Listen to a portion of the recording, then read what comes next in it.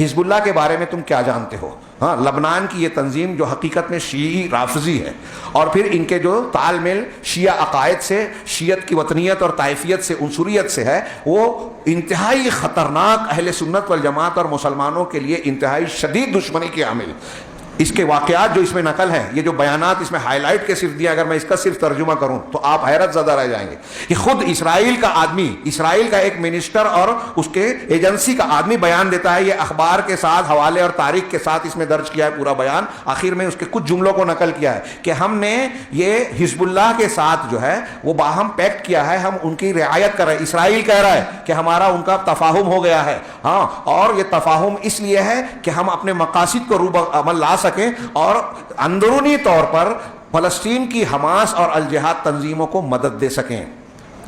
یہ داعش، اخوان المسلمین، ہاں، یہ حزب اللہ، ان کے عقائد، افکار، منہج آپ پڑھیں گے، ان کے حقائق کو جانیں گے تو حیرت زدہ ہو جائیں گے۔